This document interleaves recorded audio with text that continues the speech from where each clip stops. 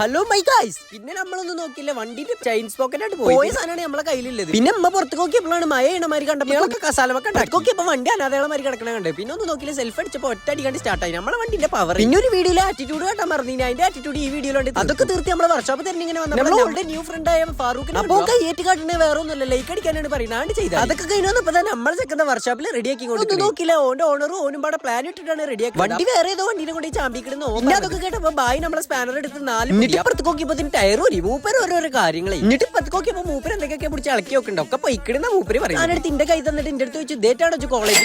ഞാനും പറഞ്ഞു. പിന്നെ മൂപ്പര് പറഞ്ഞു അന്നെ പറഞ്ഞിട്ട് കാര്യമില്ല, അത് ടൈറ്റ് ആക്കി തന്നെ ഞങ്ങളെ പറഞ്ഞു. ഇടക്കിടക്ക് എന്തായാലും ടയറിൽ കാറ്റ് കുറയുന്നു വിചാരിച്ച് ഇവിടെ നോക്കിയപ്പോൾ 40ക്ക് 25. പിന്നെ അവിടുന്ന് അപ്രതീക്ഷിതമായി അളിയനാണ് കണ്ടു. എന്റെ നിലാക്കോട്ടി പാടന്തിരി കൂട്ടുകാരന്മാരും നിലാക്കോട്ടി കൂട്ടുകാരൻ കൊണ്ടുവരുന്ന മുതലാണ് ഇത്. ഞാൻ മൂപ്പരെടുത്ത് ഒരു റൗണ്ട് ഓട്ടി ചോദിച്ചപ്പോൾ ജോന്നല്ല 4 പോയി. വണ്ടി കൈ കിട്ടി നമ്മള് ഭൂമി കൂടെ ഒന്നല്ലേ ആകാശത്ത് കൂടി കയറി. ഞാൻ കണ്ടു പോണെങ്കിൽ വണ്ടി കിണ്ണം കാച്ചി സാധനം. ബാക്കി നാളെ